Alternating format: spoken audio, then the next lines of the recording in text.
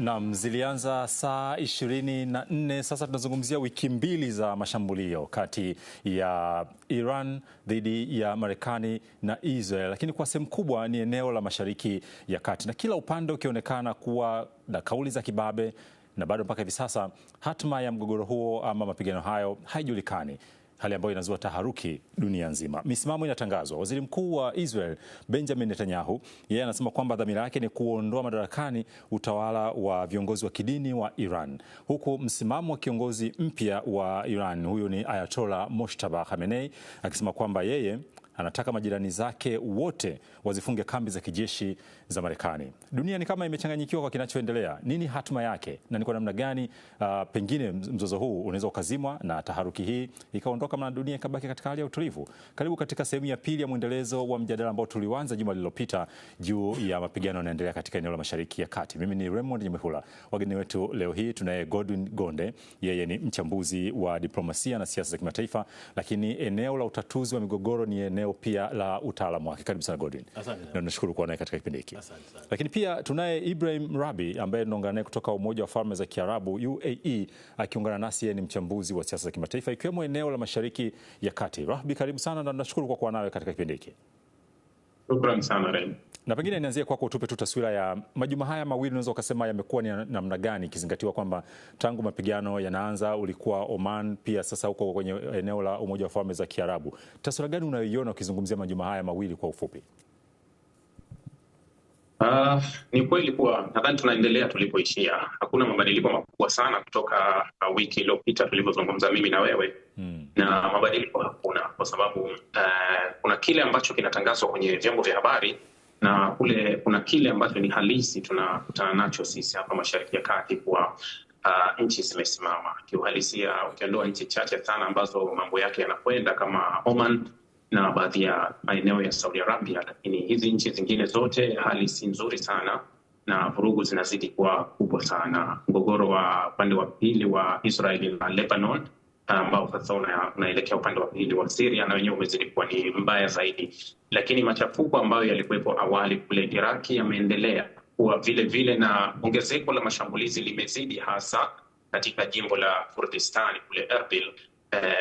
Mashambulizi yamekuwa ni makali sana, lakini mashambulizi yanayoelekezwa kwenye ubalozi wa Marekani Baghdad yamekuwepo.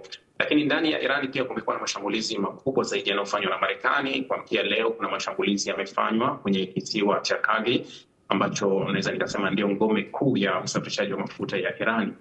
Marekani imeepuka kushambulia miundombinu ya mafuta, lakini imeshambulia jeshi. Hali kadhalika mfereji wa Hormuz umeonekana kuwa ni kitendawili kigumu. Wa Iran wameshikilia pale pale na hakuna meli inayopita, na udhibiti wa mfereji umebaki mikononi mwa Iran. Kwa hiyo hali ya Mashariki ya Kati bado haijatengemaa kwa kiwango kikubwa kwa baadhi ya nchi nyingi ambazo zilianza kwenye mgogoro hapo awali, mpaka hivi sasa zimeshiriki kwenye mgogoro, isipokuwa kwa nchi chache tu.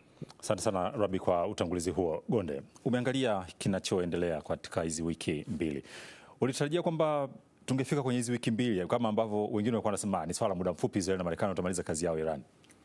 Kwa kweli Iran ameshangaza wengi, kwa maana kwamba ni taifa ambalo limefanya hii vita kuwa ndefu kwa kiasi hiki, na inaleta pia changamoto katika namna pia ya kuizima, kwa sababu jinsi ambavyo aliitikia uvamizi au mashambulizi ambayo yalielekezwa kwake ni namna ambavyo haijashangaza tu ulimwengu, imeweza pia hata kuwashangaza Marekani na Israeli wenyewe, ambao huenda waliamini kwamba baada ya kumtoa kiongozi basi wangepata labda kuungwa mkono kwa umma wa Iran au kuasi basi kwa wanajeshi ambao wako Iran, lakini inaonekana kwamba bado kuna umoja wa Iran, lakini vile vile wakipata mwitikio pia kutoka kwa mataifa mengine ambayo kwa namna moja au nyingine wanawahurumia, lakini wanakerekwa pia na kiburi cha Marekani ambacho kwa muda mrefu amekuwa akikionyesha.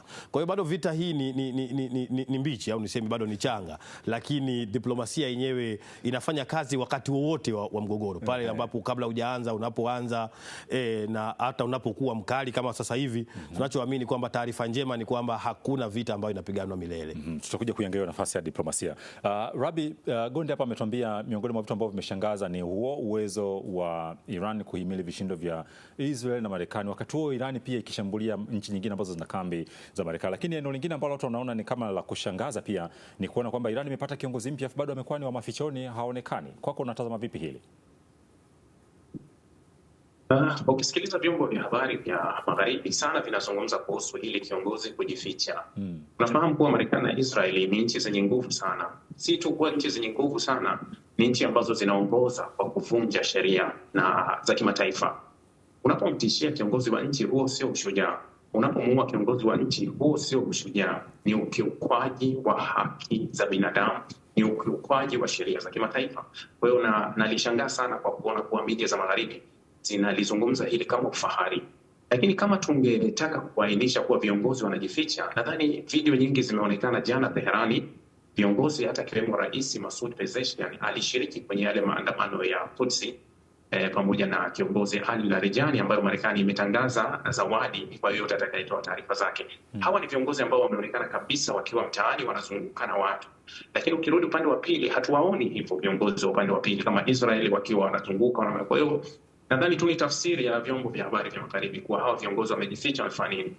Ni vigumu kusema kuwa kiongozi mkuu labda akajificha, na kama akijiacha wazi kuwa wanaweza kumuua kwa sababu hawana sheria wala hawana haki, wanaweza kumuua na Irani watakuwa ni wazembe wa kiwango kikubwa. Ni bora hizi hatua ambazo wanaweza wakazichukua, lakini kikubwa kinabaki kuwa malengo na mgogoro jinsi unavyokuwa. Mfano, leo Marekani CENTCOM imetangaza kuwa kikosi kimoja cha USS Tripoli ambacho kinatoka kule Japani kinasogezwa Mashariki ya Kati, ambacho kitakuwa na jumla ya askari 5,000 au ni askari wa kikosi maalum cha majini kwa ajili ya kutaka kuachia mfereji wa Hormuz. Maswali ni mengi ambayo yanakuja kuwa hivi sasa tunashughulika na mfereji wa Hormuz, tumeacha regime change au mabadiliko ya DEP ambayo yametokea, kwa sababu kuna mambo mengi yanabadilika kwa wakati na watu hawatuambii, kwa sababu hatumsikii tena Donald Trump na Netanyahu au na ulimwengu wa magharibi wanapozungumza kwenye hotuba zao kuweka lile neno la regime change.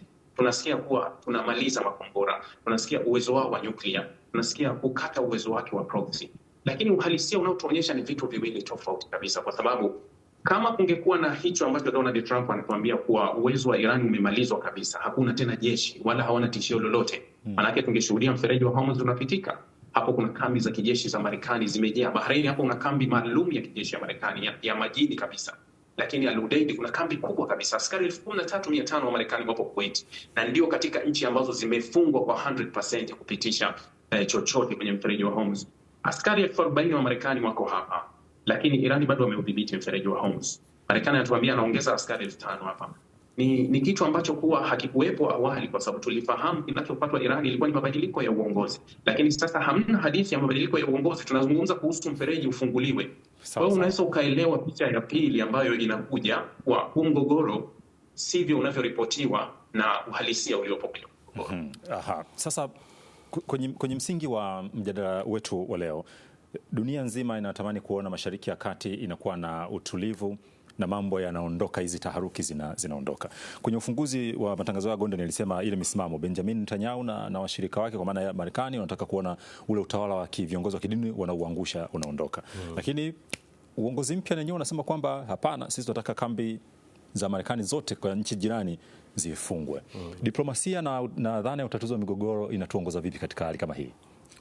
Utatuzi wa migogoro ni sayansi kama zilivyo sayansi nyingine nyingi.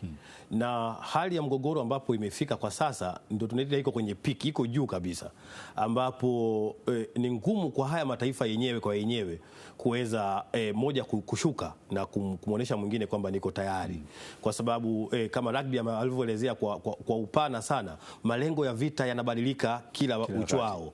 Lakini cha kuongezea kati alichokiongea ni kwamba kwenye vita kuna propaganda na propaganda ndio silaha kubwa ambayo inatumika wakati wa vita, na ndio maana mengi ambayo tunaambiwa ni tunadanganywa na mtu ambaye yuko kwenye field. Sasa kwa mfano yeye ambaye yuko UAE pale anaweza kuyaona, na kama anavyotujuza hapa mengi ya vyombo vya magharibi inaelezea katika upande mmoja.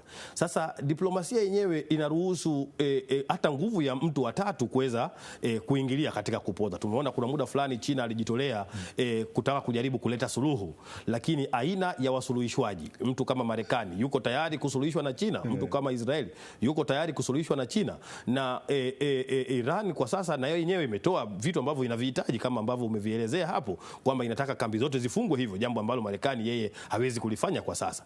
Kwa hiyo hatua ambayo inatakiwa, kwa sababu tushafika kwenye vita, ni kuanza kushuka sasa ceasefire. Haya makubaliano ya kuweka chini silaha yanahitaji msukumo wa ndani, lakini vile vile msukumo wa nje. Kwa hiyo nadhani baada ya muda fulani hapa mbele walau hali ya vita inaweza ikabadilika. Kubadilika kwa hali ya vita inaweza sasa ikatoa mwanya. Je, ni nguvu kutoka ndani au ni nguvu kutoka nje ambayo itawezesha sasa hawa mafahari wawili kuweza kukaa chini na kuweza kuamua ni yapi ambayo wataweza kukubaliana kuyapitisha, yale ambayo watakubaliana kwa sababu huwezi kuyapata yote ambayo unahitaji kwenye sayansi ya mazungumzo. Utapata machache kwa riski ya kupoteza, kupata na kukosa. Sawa sawa. Nilimuuliza mchambuzi wa siasa za usalama, kijeshi, mikakati ya kijeshi pamoja na masuala ya siasa, huyo ni Liaka Mlima, juu ya nini anachokiona anaposikia kwamba kuna masharti haya yanayojitokeza kwa kila pande, likiwemo la Marekani kushinikizwa kuondoa kambi zake za kijeshi katika eneo la Mashariki ya Kati, na hili ndilo ambalo alizungumza kwa ufupi akiwa kule mkoani Tanga. Swala la Marekani kuondoka Mashariki ya Kati si jambo jepesi, kwa maana kwamba Marekani ana maslahi mengi ya kiuchumi na ya kisiasa katika eneo hilo la Ghuba. Kwa hiyo sharti la Iran la kwamba Marekani iweze kuondoka Mashariki ya Kati, kwa maana kufunga kambi zake zote ili kama kutafuta suluhu ya vita, kwangu mimi naona ni jambo ambalo ni gumu, kwa maana kwamba Marekani atajaribu kulinda maslahi yake ya kiuchumi na maslahi yake ya kisiasa yanayopatikana katika Mashariki ya Kati. Ukiangalia kwamba katika nchi kama vile Imarati, nchi kama vile Katari, nchi kama vile Saudi Arabia, nchi kama vile Bahrain na kwingine kwa Kuwait, amewekeza mamilioni ya fedha katika maeneo hayo. Kwa hiyo si rahisi kwake yeye kuondoka katika eneo hilo kwa sababu tukashinikizwa na Iran.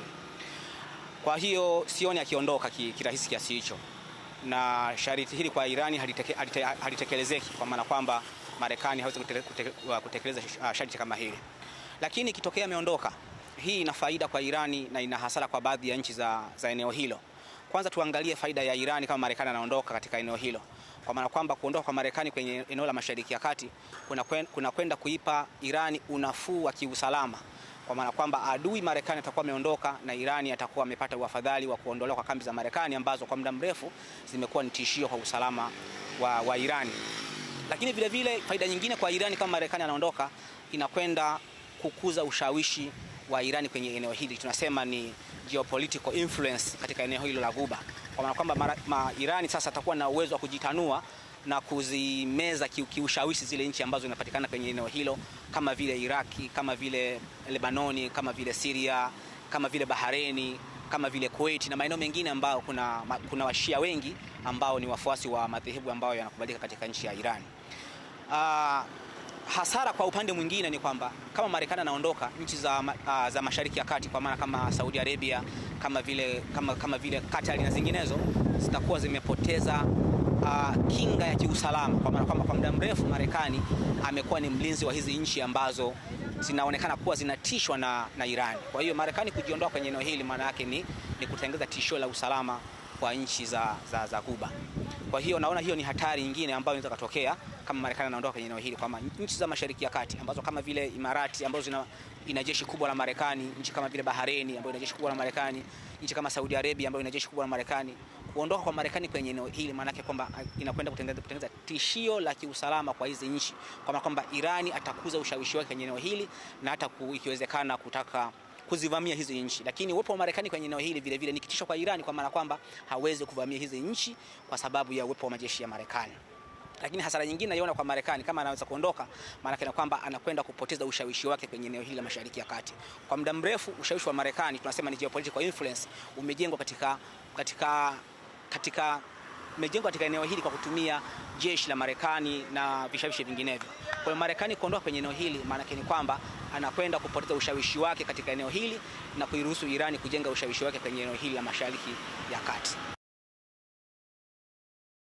Liaka Mlima, yeye ni mchambuzi wa siasa, usalama na mikakati ya kijeshi. Kipindi ni Chekeche, tukiangalia uchambuzi wa siasa na diplomasia za kimataifa, na hasa kubwa hivi sasa ni Mashariki ya Kati ambako kumekuwa gumzo tangu Marekani na Israel wafanya uvamizi na kufanya mashambulio katika taifa la Iran. Iran nayo ikijibu mapigo kwa kushambulia baadhi ya maeneo ya Israel, lakini baadhi ya nchi jirani ambazo zina kambi za kijeshi za Marekani. Je, suluhisho ama dunia inaweza kuepuka vipi na mzozo zaidi wa hili? Utatuzi wake uwe katika namna gani? Ndicho ambacho tunakiangalia katika sehemu ya pili na mwendelezo wa mjadala huu. Tutarejea hivi punde kwa ajili ya sehemu ya pili na ya mwisho. Mimi ni Raymond Jamhula.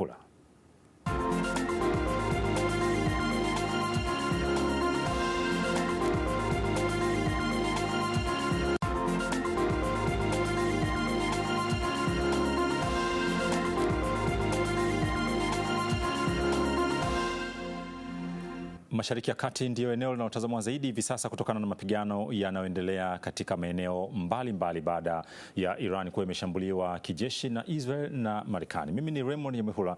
Katika mjadala huu tunaye Gordon Gonde ambaye ni mchambuzi wa diplomasia na siasa za kimataifa, ambaye katika eneo la utatuzi wa migogoro ni eneo la taaluma yake. Lakini pia tunaye Ibrahim Rabi kutoka kule Umoja wa Falme za Kiarabu UAE. Rabi, katika sehemu ya kwanza kabla tuenda mapumziko tumesikia dhana mbili ambazo zinatolewa ama mitazamo inayotolewa na wenzetu kwa maana ya Gonde pamoja na Liaka. Nini ambacho unakichukua katika dhana hiyo ya kuelekea kwenye pengine kupata suluhu ambayo itaondoa taharuki hii duniani? Nimesikia huyo mchangiaji wa mwisho amezungumza kuhusu ikiwa Marekani ataondoka hapa na nchi za Mashariki ya Kati zitakuwa ziko kwenye tishio kamili la kushambuliwa na Irani. Nadhani hii ni nadharia ambayo mara nyingi imetengenezwa na ulimwengu wa Magharibi kukaa kwenye vichwa vya watu kuamini kuwa hili ni sahihi. Hii habari inakuwa haina usahihi wowote, kwa sababu ukiondoa huu mzozo wa hivi sasa na yale mashambulizi ya mwaka jana ambayo Irani aliyafanya kwa Iraq kwa Iraq ya wakati wa kifo cha Jenerali Qasem Soleimani na yale aliyoyafanya ndani ya Qatar baada ya mashambulizi yale yaliyopiga kwake na yakapiga kambi ya Marekani miaka 200 iliyopita, historia inatuonyesha Irani hajawahi kuvamia jirani yake yoyote, wala Irani hajawahi kuwa tishio kwa nchi yoyote iliyopo hapa Mashariki ya Kati. Kama tunatafuta uhalisia wa mambo, basi Israeli ndio tishio kabisa ambalo linatishia hizi nchi zote, kwa sababu Israeli imefanya mashambulizi mengi katika nchi hizi ambazo zinatajwa kuwa Iran ni tishio. Nadhani hii nadharia inatengenezwa kama ilivyotengenezwa nadharia iliyokuwa kule Ulaya, kwa sababu wazungu kwa miaka mingi waliaminishwa kuwa tishio kubwa kwenu ni mashambulizi yatayotoka upande wa Urusi. Sasa kadri miaka inavyokwenda unakuja kugundua kuwa ambaye tunaambiwa ni tishio huenda ni ndugu yetu zaidi kuliko yule aliyetuaminisha kuwa ni tishio. Kwa hiyo hili la swala la kuwa Irani ni tishio kwa majirani zake halina ukweli wowote kwa Mashariki ya Kati, kwa sababu Irani bado anashirikiana na nchi nyingi. Mfano atakwambia nchi ya Omani ni moja ya nchi inayoshirikiana kwa karibu kabisa na Omani, kwa sababu kwanza wanashare mpaka wa mfereji wa Hormuz, lakini ni majirani walio karibu kabisa kwenye eneo kama la Musandam na baadhi ya maeneo mengine kutoka kwenye mji wa Sohar ambao ni mji wa viwanda ambao kuna bandari kubwa ya Omani, bado wana karibu na Iran. Hakuna tishio lolote ambalo Omani wanalipata, kwa sababu Omani ni moja ya nchi ambayo haijakaribisha kambi ya Marekani kwenye ardhi yake, na kambi ya Uingereza ambayo inashirikisha baadhi ya wanajeshi wa Marekani, lakini Omani sera yao haina tishio kwa jirani yoyote. Ndio maana unaona kuwa wako sawa, na katika kipindi hiki tunaona kuwa karibu nchi zote za Mashariki ya Kati zimestop kasoro Omani. Hata mashambulizi yaliyoelekezwa kwenye poti za kule Omani, bado Irani wanakanusha kuwa sisi hatujahusika, lakini taarifa mbalimbali za mashirika mbalimbali yakiwemo ya nje ya kwao magharibi yamethibitisha kuwa kuna mashambulizi ambayo yanarushwa, mashambulizi ya bendera ambayo yanafanyika upande wa pili kwa ajili ya kuchonganisha wengine. Kwa hiyo kwa nadharia ya kuwa Irani ni tishio kwa majirani zake naipinga, kwa sababu nimekuwa nikiishi eneo hili kwa miaka mingi kabla ya hapo, na miaka mingi sana nimeishi, kwa hiyo napajua vizuri hakuna tishio la Irani kwa hizi nchi, isipokuwa kuna tishio la kambi za Marekani zilizopo hapa Mashariki ya Kati dhidi ya Irani. Kwa hiyo Irani anachokifanya ni kulipa katika tishio ambalo linatoka moja kwa moja kutoka kwenye hizo nchi, na sio tishio la Irani. Pengine sasa katika kile ambacho amekizungumza awali Gonde hapa kwamba Kwa kuwa shauku ni kuona kwamba mgogoro huu pengine hauendelei zaidi hapa na kupunguza taharuki duniani, inawezekana kwa kuna msukumo kutoka ndani ama nje. Umemtaja Oman kama mtu ambaye anaonekana pengine anaweza kaa katikati. Ni wapi ambapo unaona pa kukimbilia ili kuipata hii hali? Kwa sababu nakumbuka mara mwisho ulisema mwenye switch ya mzozo kuuziba ni Iran mwenyewe. Bado unaamini hivyo? Ya kabisa, bado naamini hicho, kwa sababu tumeona mara kadhaa kuanzia mwanzo wa mgogoro kwa Marekani walikuwa mapema sana kukubali kuzungumza, na Donald Trump mara kadhaa alizungumza hilo. Hata baadaye alivyokuja kuanza kukanusha kuwa hatutaki mazungumzo, kwa sisi Waswahili tunasema ni zile sizitaki mbichi hizi, na jana amerudia pia hiyo kauli kuwa hivi sasa wanataka mazungumzo na hiyo haitotokea. Ni kauli ambazo za kumlazimisha mtu akae kwenye meza, lakini ukisikiliza upande wa pili kama wao kuwa wamekuwa hawataki sana mazungumzo, kile wanachokikariri. Lakini ukirudi nyuma siku tatu utagundua kuwa toni za pande mbili zote zimebadilika, na huenda mazungumzo yakapatikana, kwa sababu ukisikia hotuba aliyotoa Rais Masoud Pezeshkian siku 3-4 zilizopita, alizungumza kuhusu kwanza, kama wanataka Irani yamalize walipe fidia, kama wanataka wamalize matatizo yaliyotokea, yani kuwa wamlipe Irani fidia, wawajibike kisheria, lakini Irani ipewe uhakikisho kuwa haitopata tena mashambulizi mengine ya namna hii. Kwa hiyo ile ilikuwa ni ishara tosha kuwa tayari Irani wapo kwenye njia ya kufungua mazungumzo kwa upande wa pili. Lakini ukija upande wa pili, ichukue hotuba ya Netanyahu, imeenda kupigia mstari hotuba ya Donald Trump na Peter Hegseth. Katika hotuba zao kuto kuzungumza kuhusu regime change, wanazungumza kuhusu kudhoofisha serikali ya Irani, makombora na nini. Na Netanyahu amerudia kile kile kuwa tunadhoofisha uwezo hata vita itapokwisha Irani wasiweze kusimama kwenye nafasi. Maana kuwa na yeye ameshabadilisha ile kauli ya kuwa tunataka tufanye mabadiliko ndani ya Irani. Kwa hiyo hii ni ishara inayotoa wazi kabisa kuwa mwelekeo wa diplomasia haupo mbali sana kutoka hivi sasa. Rabi anaamini mwelekeo wa diplomasia haupo mbali. Ni nani anaenda kutengeneza ushawishi wa kuwaweka wa jamaa mezani? Ni ngumu sasa hivi kumjua kwamba ni nani anaweza kufanya hivyo. Ni mpaka pale ambapo kila pande ambayo ipo kwenye vita itaona ulazima wa kufanya hivyo, kwa sababu wakati wa vita majeruhi wa kwanza ni ukweli, na ukweli unapojeruhiwa sana ndipo pale haja ya kuamua majeruhi huyu apate huduma, ndipo mazungumzo yanaweza kukaribishwa. Wakati vita inapoanza au ilipoanza, hakuna mtu ambaye alikuwa tayari. Hizi demands ambazo kila upande nazitoa hazikuwepo. Lakini sasa hivi unapoona Irani anasema kwamba ukiondoa kwamba aruhusiwe kuendelea na project yake ya nuclear kwa matumizi ya nishati, imekwenda beyond mpaka kutaka kutoa hizo kambi, mpaka kutafuta hayo ambayo ameelezea, na Marekani na Israeli nao kutoa ya kwao, kama Rabia alivyoelezea, tayari ni njia ya kuonesha utayari wa mazungumzo. Sasa sayansi ya mazungumzo pia huwa haifanyiki kwa kuonesha mmoja ameumia au mmoja ndio analazimisha kutaka hivyo. Ndio maana huyu anaweza kuonesha anataka mazungumzo, lakini anazunguka sana ili asioneshe kwamba mazungumzo yale yanahitajika. Kwa mimi naamini baada ya sikukuu hizi labda za zaidi, diplomasia inaweza kutumia hiyo hidi kwamba labda tuache mashambulizi pande mbili, kwa ruhusu waumini wa pande zote mbili kusherehekea, na baada hili inakuja tena Pasaka, wanaweza tena kutumia mwamvuli huo wa Pasaka kwamba tuache kipindi hiki watu wa pande zote mbili waweze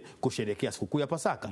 Wakati pande hizo zikikubali kutoa mwanya huo kwenye diplomasia, ndipo wanadiplomasia wanaona kumbe uwezekano wa kukaa kuzungumza upo. Kwa hiyo wanaangalia tunawezaje kuextend kuupa tena muda mazungumzo ya ukweli ya kuweza kuweka chini silaha. Kwa hiyo ni Iran au ni Marekani au Israel, ni ngumu kutoa jibu, lakini bado nafasi ya mtu wa tatu ambaye yuko kwenye sehemu ya waathirika wa vita hii, au mtu kutoka nje kabisa kama China ambavyo ameonyesha yeye, au akaja kutokea taifa lingine, muda ndio utakaotoa majibu. Kwa kuwa wote mmesema kwamba nafasi na dalili za mazungumzo zinaonekana, itakuwa ni nukta nzuri kwa mjadala wetu wa siku ya leo. Rabi, nikushukuru sana Ibrahim kwa kuzungumza nasi kutoka hapo katika Umoja wa Falme za Kiarabu UAE, na asante kwa kuwa nasi katika mfululizo wa mjadala huu. Shukrani sana. Naam, pia Gordon Gonde, nikushukuru kwa kuwa nasi. Gonde ni mchambuzi wa diplomasia na siasa za kimataifa na hasa eneo la utatuzi wa migogoro. Nikushukuru sana kwa kuwa nasi. Hii imekuwa ni sehemu ya pili ya mwendelezo wa kile ambacho tulikifanya awali. Pengine kwa sababu mgogoro wenyewe unazidi kuendelea na suluhisho likiwa linasakwa, tutakuwa na nafasi ya kujadili mengine zaidi kwa kadri sura mpya zinavyojitokeza kwenye mwendelezo wa mgogoro huu wa Mashariki ya Kati ambao umechochewa zaidi na Israel, Marekani kwenda kuivamia Iran, nayo ikijibu mashambulizi katika maeneo mbalimbali ambayo inaona kwao ni maeneo muhimu kwa lenga ili kupata aidha kulipiza kisasi ama kutafuta suluhu ya kile kinachoendelea. Mimi ni Raymond Nyamwihula, asante sana kwa kuwa nasi. Endelea kutazama katika vipindi mbalimbali kupitia hapa UTV.